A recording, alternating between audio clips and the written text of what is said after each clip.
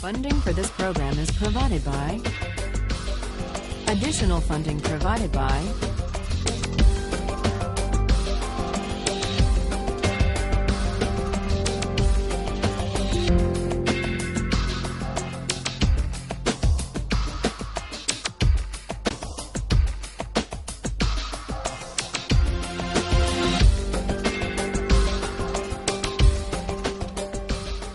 Today we turn to John Locke.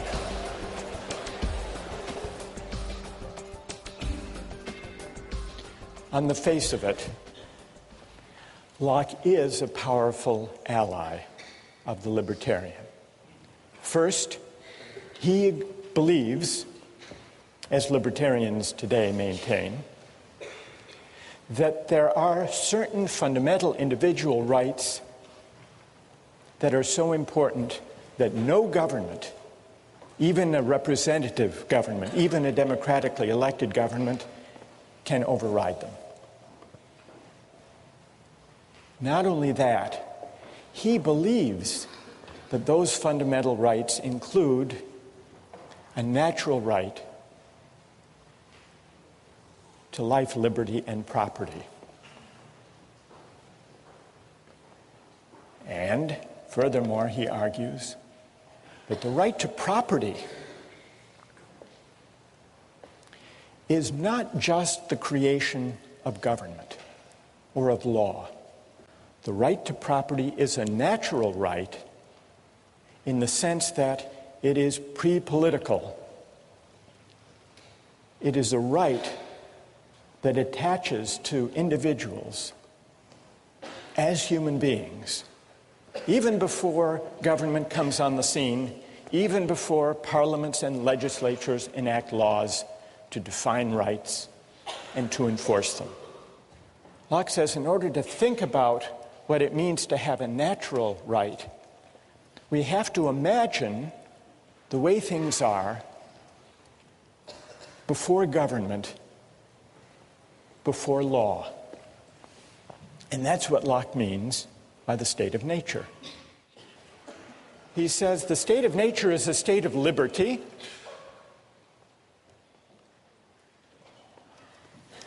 Human beings are free and equal beings. There is no natural hierarchy. It's not the case that some people are born to be kings and others are born to be serfs. We are free and equal in the state of nature. And yet, he makes the point that there's a difference between a state of liberty and a state of license. And the reason is that even in the state of nature, there is a kind of law. It's not the kind of law that legislatures enact. It's a law of nature. And this law of nature constrains what we can do, even though we're free, even though we're in the state of nature. Well, what are the constraints? The only constraint given by the law of nature is that the rights we have, the natural rights we have, we can't give up, nor can we take them from somebody else. Under the law of nature, I'm not free to take somebody else's life or liberty or property, nor am I free to take my own life or liberty or property. Even though I'm free, I'm not free to violate the law of nature. I'm not free to take my own life or to sell myself into slavery or to give to somebody else arbitrary, absolute power over me. So where does this constraint, you may think it's a fairly minimal constraint, but where does it come from? Well, Locke tells us where it comes from, and he gives two answers. Here's the first answer. For men, being all the workmanship of one omnipotent and infinitely wise maker, namely God, they are his property, whose workmanship they are made to last during his not one another's pleasure. So one answer to the question is, why can't I give up my natural rights to life, liberty, and property is, well, they're not, strictly speaking, yours. After all, you are the creature of God. God has a bigger property right in us, a prior property right. Now you might say that's an unsatisfying, unconvincing answer, at least for those who don't believe in God. What did Locke have to say to them? Well, here's where Locke appeals to the idea of reason. And this is the idea that if we properly reflect on what it means to be free, we will be led to the conclusion that freedom can't just be a matter of doing whatever we want. I think this is what Locke means when he says, the state of nature has a law of nature to govern it which obliges everyone, and reason, which is that law, teaches mankind who will but consult it that all being equal and independent, no one ought to harm another in his life, health, liberty, or possessions. This leads to a puzzling, paradoxical feature of Locke's account of rights. Familiar in one sense, but strange in another. It's the idea that our natural rights are unalienable. What does unalienable mean? It's not for us to alienate them or to give them up, to give them away, to trade them away, to sell them. Consider an airline ticket. Airline tickets are non-transferable, or tickets to the Patriots or to the Red Sox. Non-transferable tickets are unalienable. I own them in the limited sense that I can use them for myself, but I can't trade them away. So in one sense, an unalienable right, a non-transferable right, makes something I own less fully mine. But in another sense of unalienable rights, especially where we're thinking about life, liberty, and property, for a right to be unalienable makes it more deeply, more profoundly mine. And that's Locke's sense of unalienable. We see it in the American Declaration of Independence. Thomas Jefferson drew on this idea of Locke. Unalienable rights to life, liberty, and as Jefferson amended Locke, to the pursuit of happiness. Unalienable rights. Rights that are so essentially mine that even I can't trade them away or give them up. So these are the rights we have in the state of nature, before there is any government. In the case of life and liberty, I can't take my own life, I can't sell myself into slavery any more than I can take somebody else's life or take someone else as a slave by force.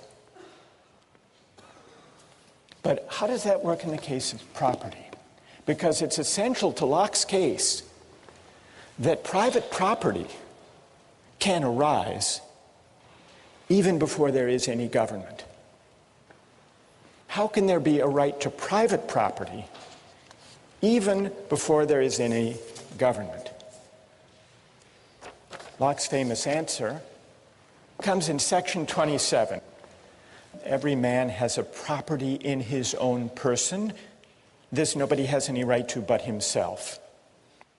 The labor of his body and the work of his hands, we may say, are properly his.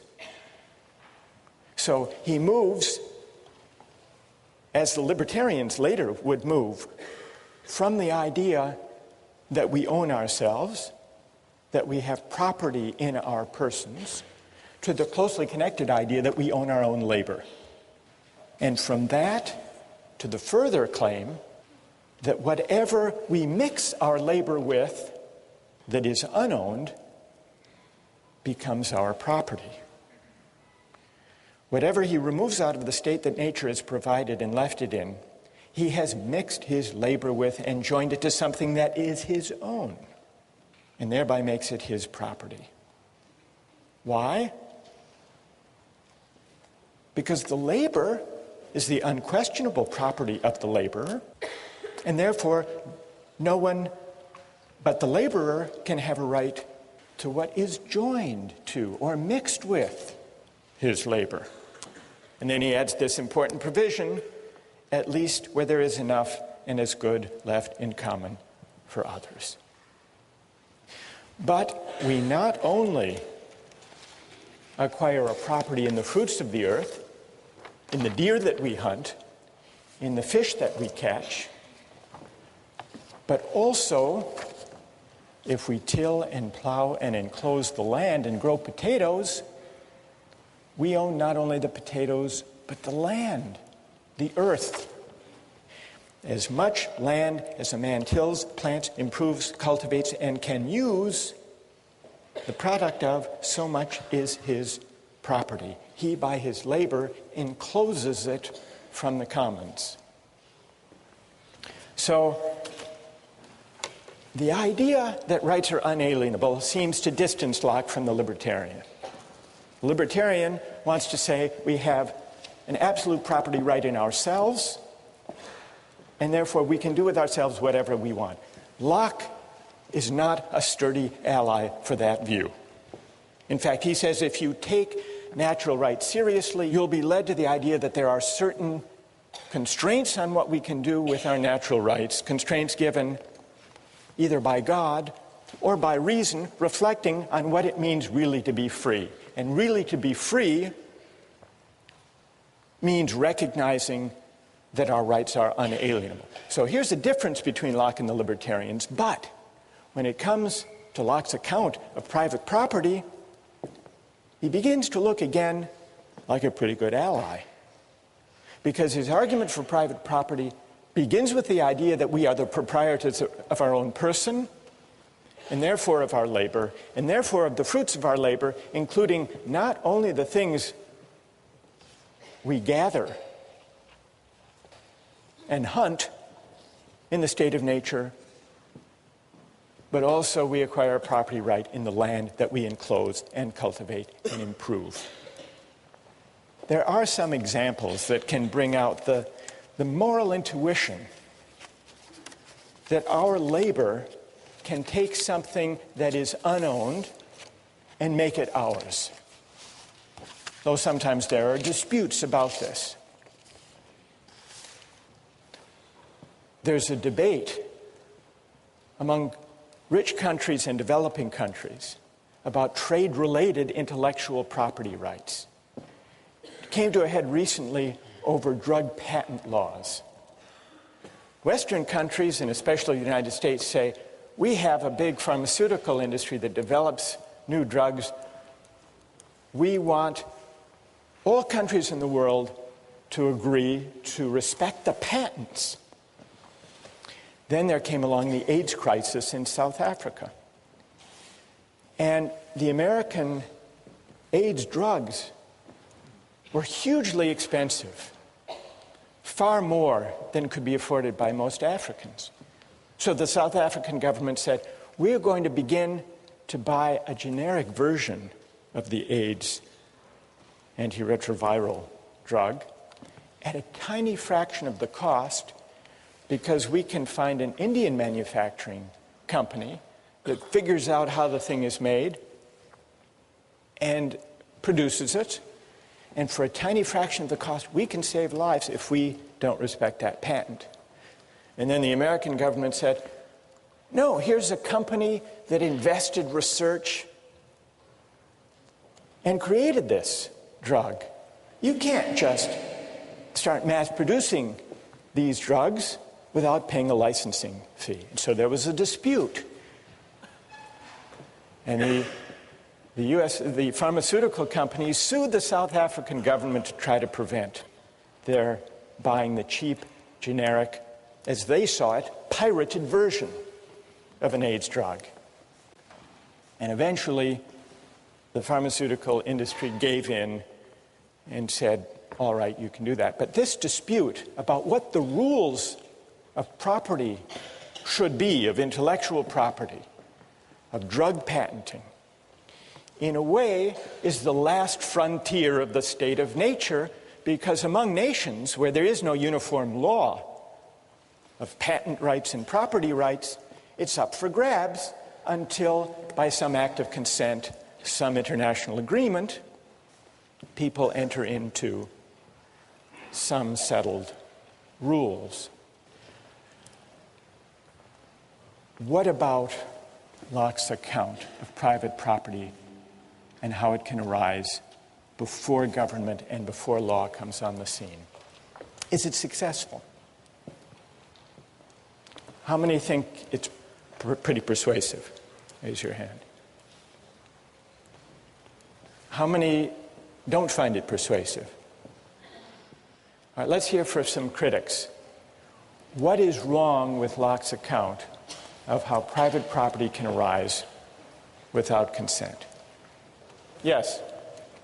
Yeah, I think it justifies European cultural norms as far as when you look at how Native Americans may not have cultivated American land, but by their arrival in the Americas, that contributed to the development of America, which wouldn't have otherwise necessarily happened then or by that specific group.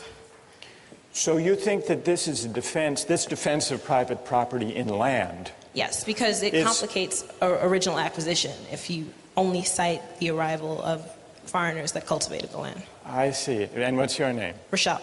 Rochelle? Yeah.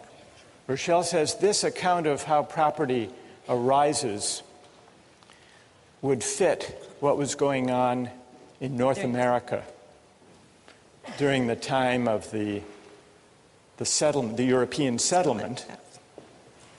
Do you think, Rochelle, that it's a way of defending the appropriation of the land? Indeed, because he's also justifying the Glorious Revolution, so I don't think it's inconceivable that he's also justifying colonization as well.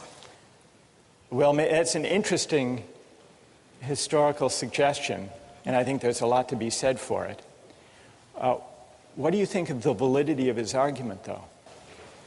Because if you're right that this would justify the taking of land in North America from Native Americans who didn't enclose it, if it's a good argument, then Locke's given us a justification for that. If it's a bad argument, then Locke's given us a mere rationalization that isn't morally defensible.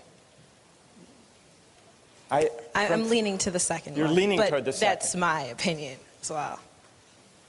All right, well then let's hear if there's a defender of Locke's account of private property.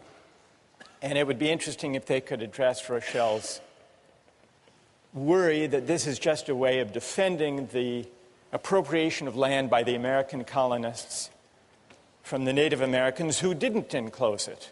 Is there someone who will defend Locke on that point? You ready? Are you going to defend Locke? Like you're accusing him of justifying the European, basically, massacre of the Native Americans. But who says he's defending it? Maybe the European colonization isn't right. Maybe it's the state of war that he talked about in his second treatise, So the wars between the Native Americans and the colonists, the settlers, that might have been a state of war that we can only emerge from by an agreement or an act of consent. And that's what would have been required. Yeah, and fairly both to resolve sides them. would have had to agree to it and carry it out and everything. But what about, and what's your name? Dan? But Dan, what about, Rochelle says this argument in section 27 and then in 32 about appropriating land, that argument, if it's valid, would justify the settlers appropriating that land and excluding others from it. Do you think that argument's a good argument? Well, doesn't it kind of imply that the Native Americans hadn't already done that?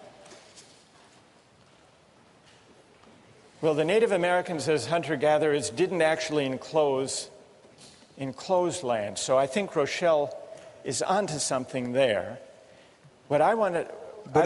Go ahead, Dan. At the same time, he's saying that just by picking an acorn or taking an apple or maybe killing a buffalo on a certain amount of land, that makes it yours because it's your labor, and that's, your labor would enclose that land.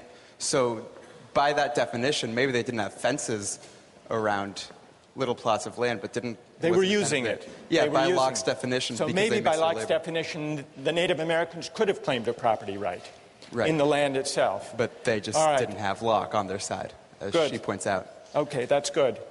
One more defender of Locke. Go ahead. Well, I mean, just to defend Locke, he does say that there are sometimes in which you can't take another person's land. For example, you can't acquire land that is common property to people. And in terms of American Indians, I feel like they already had civilizations themselves, and they were using land in common. So it's kind of like an analogy to what he was talking about with like the common English property.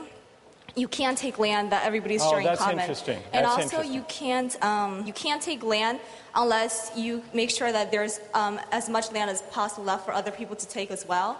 So if you're taking so you have to make sure that whenever you take land, or that there's enough left for other people to use. That's Right. just as good as the land that you took.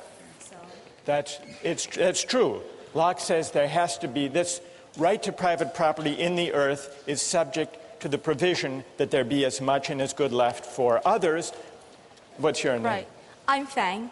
So Fang, in a way, agrees with Dan that maybe there is a claim within Locke's framework that could be developed on behalf of the Native Americans. Here's the further question. If the right to private property is natural, not conventional, if it's something that we acquire even before we agree to government, how does that right constrain what a legitimate government can do?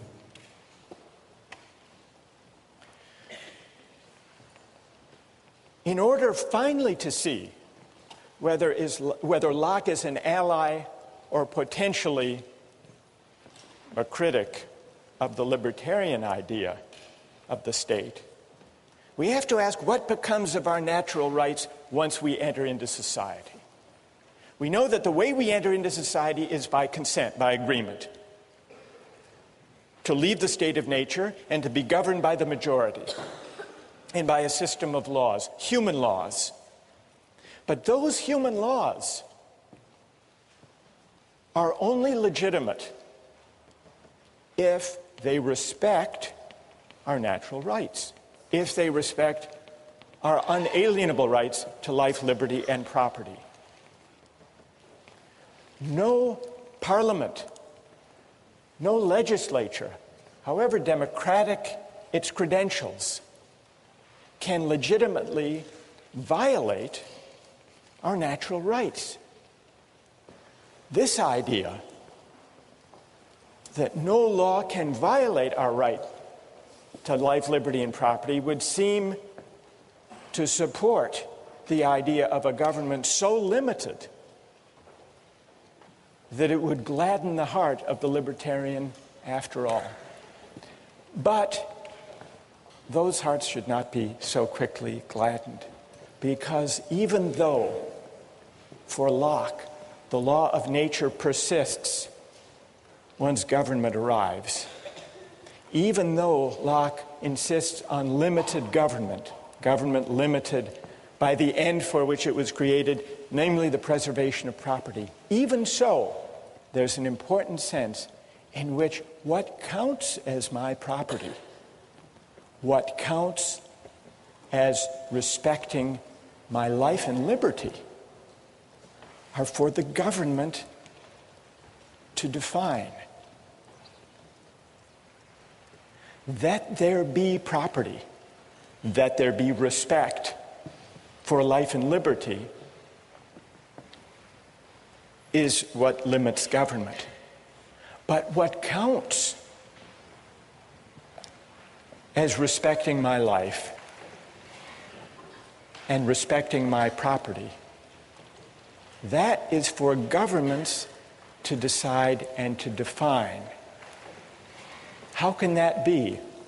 Is Locke contradicting himself? Or is there an important distinction here? In order to answer that question, which will decide Locke's fit with the libertarian view, we need to look closely at what legitimate government looks like for Locke, and we turn to that next time.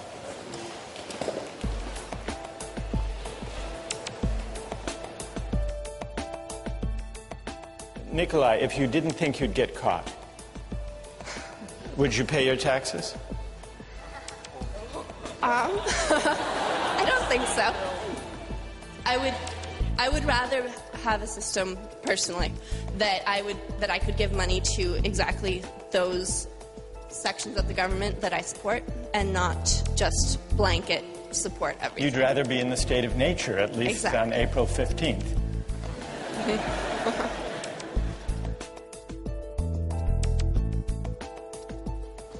Last time,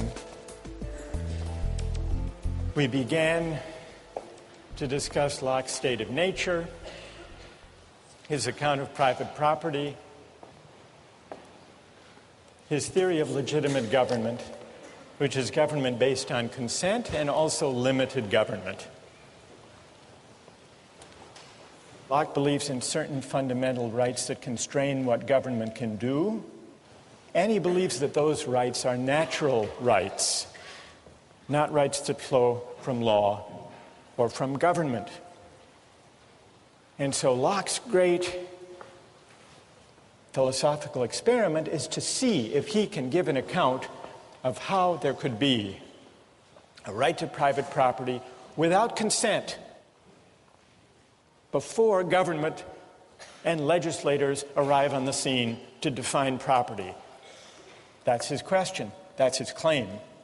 There is a way, Locke argues, to create property, not just in the things we gather and hunt, but in the land itself, provided there is enough and is good left for others. Today I want to turn to the question of consent, which is Locke's second big idea. Private property is one, consent is the other. What is the work of consent? People here have been invoking the idea of consent since we began, since the first week. You remember when we were talking about pushing the fat man off the bridge, someone said, but he didn't agree to sacrifice himself. It would be different if he consented. Or when we were talking about the cabin boy, killing and eating the cabin boy, some people said, well, if they had consented to a lottery, it would be different. Then it would be all right. So consent has come up a lot. And here in John Locke, we have one of the great philosophers of consent. Consent is an obvious, familiar idea in moral and political philosophy. Locke says that legitimate government is government founded on consent, and who nowadays would disagree with him? Sometimes when the ideas of political philosophers are as familiar as Locke's ideas about consent, it's hard to make sense of them, or at least to find them very interesting. But there are some puzzles, some strange features of Locke's account of consent as the basis of legitimate government, and that's what I'd like to take up today. One way of testing the plausibility of Locke's idea of consent, and also of probing some of its perplexities, is to ask just what a legitimate government founded on consent can do. What are its powers according to Locke? Well, in order to answer that question, it helps to remember what the state of nature is like. Remember, the state of nature is the condition that we decide to leave, and that's what gives rise to consent. Why not stay there? Why bother with government at all? Well, what's Locke's answer to that question? He says there are some inconveniences in the state of nature, but what are those inconveniences? The main inconvenience is that everyone can enforce the law of nature. Everyone is an enforcer, or what Locke calls the executor of the state of nature. And he means executor literally. If someone violates the law of nature, he's an aggressor, he's beyond reason, and you can punish him. And you don't have to be too careful or fine about gradations of punishment in the state of nature. You can kill him. You can certainly kill someone who comes after you, tries to murder you. That's self-defense. But the enforcement power, the right to punish, everyone can do the punishing in the state of nature. And not only can you punish with death people who come after you, seeking to take your life, you can also punish a thief who tries to steal your goods, because that also counts as aggression against the law of nature. If someone has stolen from a third party, you can go after him. Why is this? Well, violations of the law of nature are an act of aggression. There is no police force, there are no judges, no juries. So everyone is the judge in his or her own case. And Locke observes that when people are the judges of their own cases, they tend to get carried away. And this gives rise to the inconvenience in the state of nature. People overshoot the mark, there's aggression, there's punishment,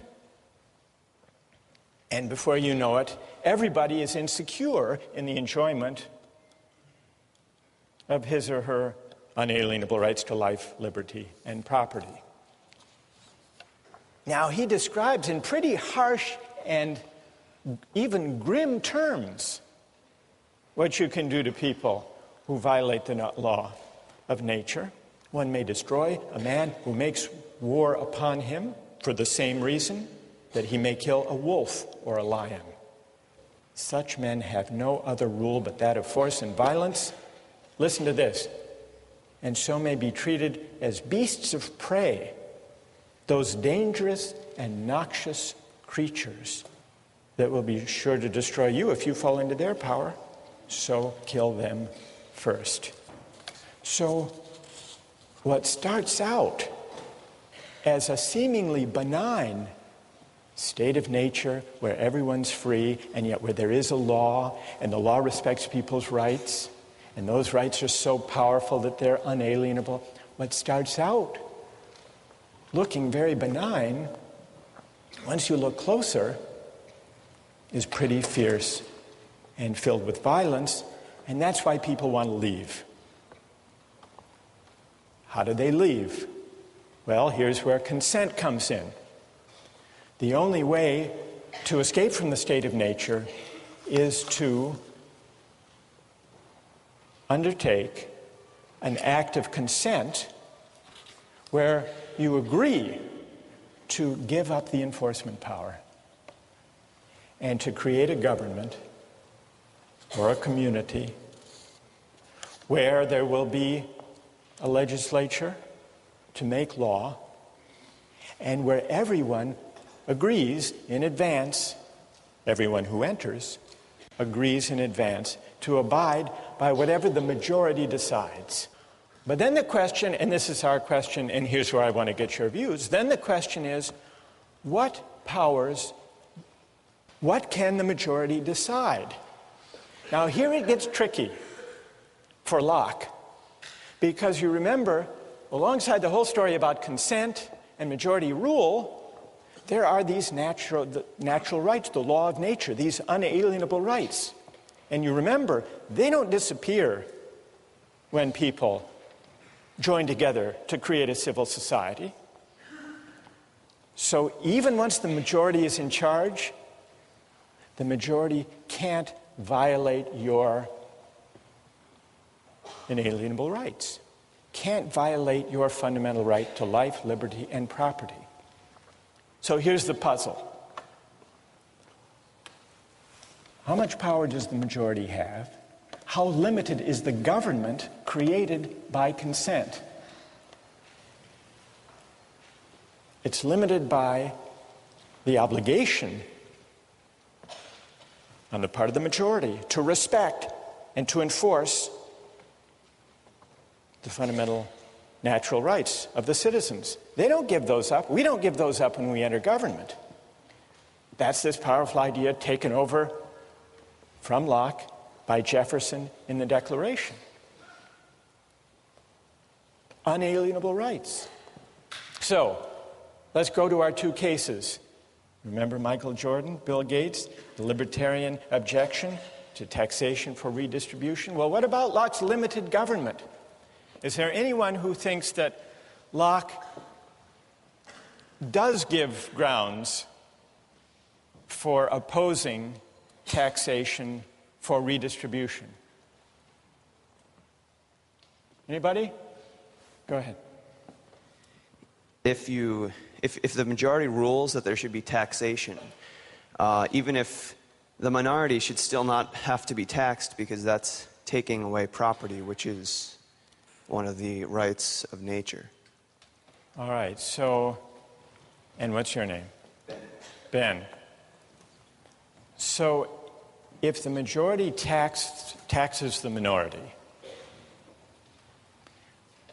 without the consent of the minority to that particular tax law, it does amount to a taking of their property without their consent, and it would seem that Locke should object to that. Do you want some textual support for your view, for your reading of Locke, Ben? All right. I brought some along just in case you raised it. If you have your texts, look at 138, passage 138. The supreme power, by which Locke means the legislature, cannot take from any man any part of his property without his own consent. For the preservation of property being the end of government, and that for which men enter into society, it necessarily supposes and requires that people should have property. That was the whole reason for entering society in the first place, to protect the right to property. And when Locke speaks about the right to property, he often uses that as a kind of global term for the whole category, the right to life, liberty, and property. So that part of Locke, that beginning of 138, seems to support Ben's reading. But what about the part of 138, if you keep reading? Men, therefore, in society having property, they have such a right to the goods which by the law of the community are theirs. Look at this. And that no one can take from them without their consent. And then at the end of this passage he says, so it's a mistake to think that the legislative power can do what it will and dispose of the estates of the subject arbitrarily or take any part of them at pleasure.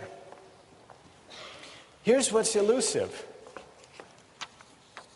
On the one hand, he says, the government can't take your property without your consent. He's clear about that. But then he goes on to say, that's the natural right to property. But then it seems that property, what counts as property, is not natural but conventional, defined by the government. The goods which by the law of the community are theirs. And the plot thickens if you look ahead to section 140. In 140 he says governments can't be supported without great charge. Government is expensive. And it's fit that everyone who enjoys his share of the protection should pay out of his estate.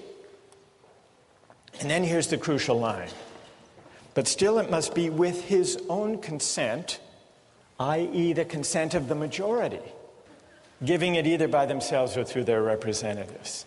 So what is Locke actually saying? Property is natural in one sense, but conventional in another. It's natural in the sense that we have a fundamental, unalienable right that there be property, that the institution of property exist and be respected by the government. So an arbitrary taking of property would be a violation of the law of nature and would be illegitimate. But it's a further question, here's the conventional aspect of property, it's a further question what counts as property, how it's defined, and what counts as taking property, and that's up to the government. So the consent, here we're coming back to our question, what is the work of consent? What it takes for taxation to be legitimate is that it be by consent, not the consent of Bill Gates himself if he's the one who has to pay the tax, but by the consent that he and we, all of us within the society, gave when we emerged from the state of nature and created the government in the first place. It's the collective consent. And by that reading, it looks like consent is doing a whole lot, and the limited government consent creates isn't all that limited. Does anyone want to respond to that or have a question about that? Go ahead. Stand up. Well, I'm just wondering what Locke's view is on once you have a government that's already in place, whether it is possible for people who are born into that government to then leave and return to the state of nature. I mean, I don't think that Locke mentioned that at all in the... What do you think? Well, I think as the convention, it would be very difficult to leave the government because you are no longer... because nobody else is just living in the state of nature, everybody else is now governed by this legislature. What would it mean today, you're asking? And what's your name? Well, Nicola. Nicola, to leave the state, suppose you wanted to leave civil society today, you want to withdraw your consent and return to the state of nature. Well, because you didn't actually consent to it, you were just born into it. It was okay. Your ancestors who joined. Right. So. You didn't sign the social contract. I didn't sign it. Exactly. All right. So what does Locke say there? Yeah.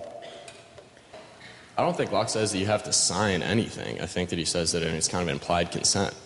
By living and taking government services, you are implying that you're consenting to the government taking things from you. All right. So implied consent, that's a partial answer to this challenge. Now, you may not think that implied consent is as good as the real thing. Is that what you're shaking your head about, Nikolai? Speak up. Stand up and speak up. I don't think that necessarily just by utilizing the government's various resources that we are necessarily implying that we agree with the way that this government was formed, or that we have consented to actually join into the social contract. So you don't think the idea of implied consent is strong enough to generate any obligation at all to obey the government? Not necessarily, no.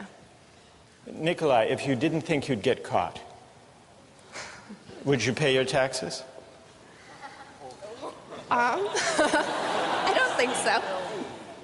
I would rather have a system personally that I could give money to exactly those sections of the government that I support and not just blanket support everything. You'd rather be in the state of nature, at least exactly. on April 15th.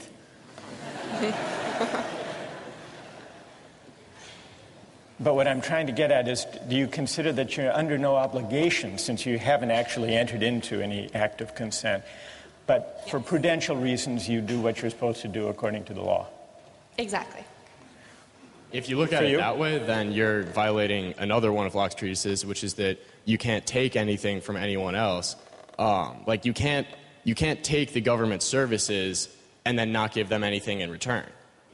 If you want to go live in the state of nature, that's fine, but you can't take anything for the government because by the government's terms, which are the only terms under which you can enter the agreement, say that you have to pay taxes to take those things. So you're saying that Nicola can go back into the state of nature if she wants to, but she can't drive on Mass Ave. Exactly. I want to raise the stakes beyond using Mass Ave, Yes. and even beyond taxation. What about life? What about military conscription? Yes. What do you say? Stand up. First of all, we have to remember that sending people to war is not necessarily implying that they'll die. I mean, obviously, you're not raising their chances here, but it's not a death penalty. So if you're going to discuss whether or not military conscriptions is equivalent to, suppressing people's right to life, you shouldn't approach it that way. Secondly, the real problem here is Locke has this view about consent and natural rights. But you're not allowed to give up your natural rights either. So the real question is, how does he himself figure it out between I agree to give up my life, give up my property when he talks about taxes or military conscription for the fact. But I guess Locke would be against suicide. And that's still, my own consent. I agree. Good. All right. What's your name? Eric. So Eric brings us back to the puzzle we've been wrestling with since we started reading Locke. On the one hand, we have these unalienable rights to life, liberty, and property, which means that even we don't have the power to give them up. And that's what creates the limits on legitimate government. It's not what we consent to that limits government. It's what we lack the power to give away when we consent that limits government. That's the point at the heart of Locke's whole account of legitimate government.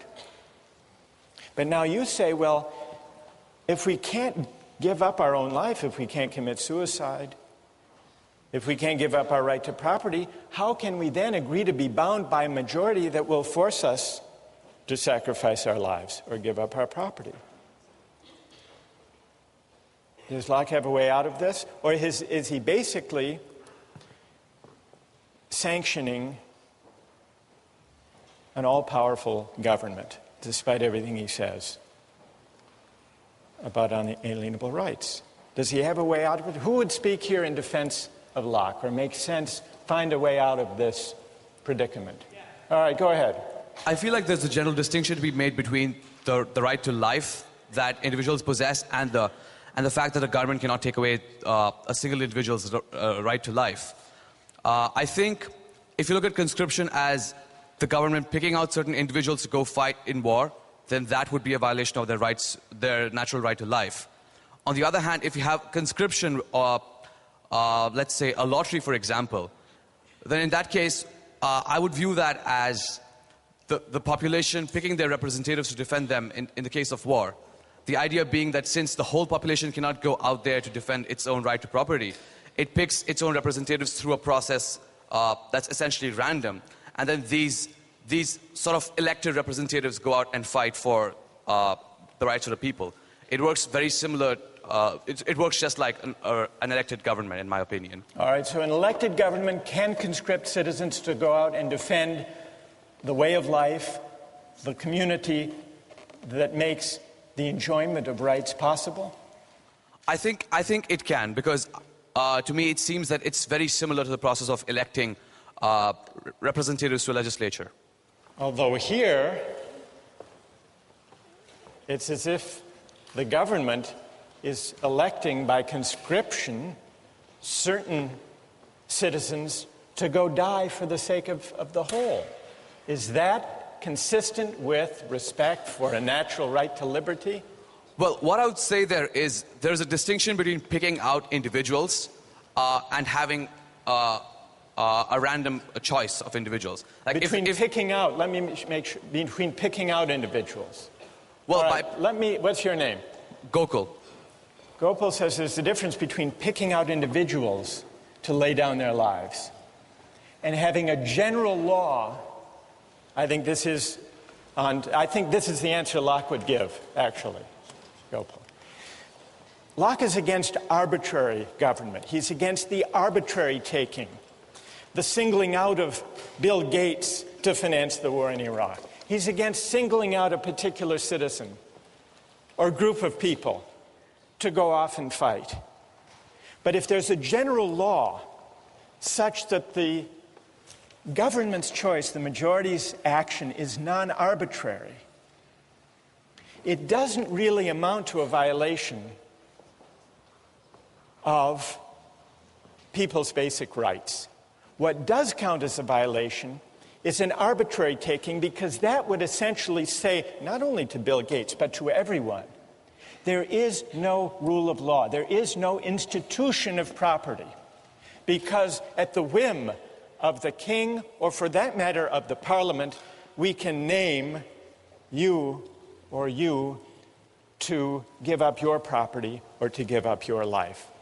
But so long as there is a non-arbitrary rule of law, then it's permissible. Now, you may say this doesn't amount to a very limited government. And the libertarian may complain that Locke is not such a terrific ally after all. The libertarian has two grounds for disappointment in Locke. First, that the rights are unalienable, and therefore I don't really own myself after all. I can't dispose of my life or my liberty or my property in a way that violates my rights. That's disappointment number one. Disappointment number two, once there's a legitimate government based on consent, the only limits for Locke are limits on arbitrary takings of life or of liberty or of property. But if the majority decides, if the majority promulgates a generally applicable law, and if it votes duly according to fair procedures, then there is no violation, whether it's a system of taxation or a system of conscription. So it's clear that Locke is worried about the absolute arbitrary power of kings, but it's also true, and here's the darker side of Locke, that this great theorist of consent came up with a theory of private property that didn't require consent, that may, and this goes back to the point Rochelle made last time, may have had something to do with Locke's second concern, which was America. You remember, when he talks about the state of nature, he's not talking about an imaginary place. In the beginning, he says, all the world was America. And what was going on in America? The settlers were enclosing land and engaged in wars with the Native Americans.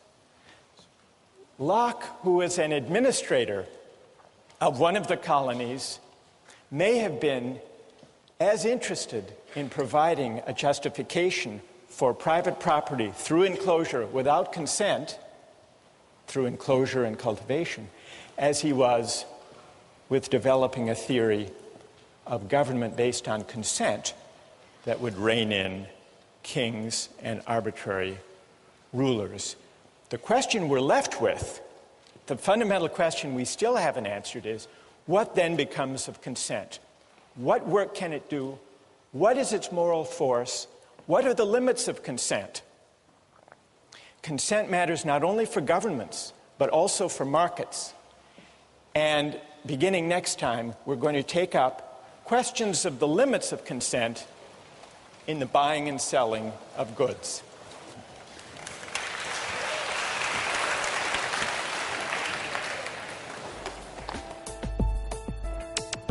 Don't miss the chance to interact online with other viewers of Justice. Join the conversation, take a pop quiz, watch lectures you've missed, and learn a lot more. Visit justiceharvard.org. It's the right thing to do.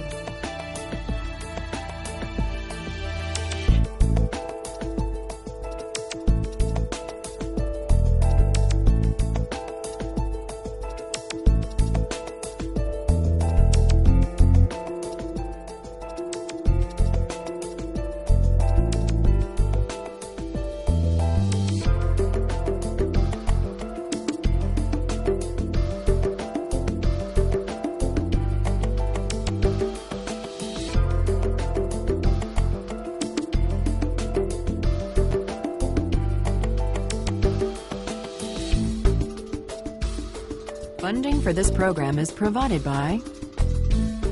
Additional funding provided by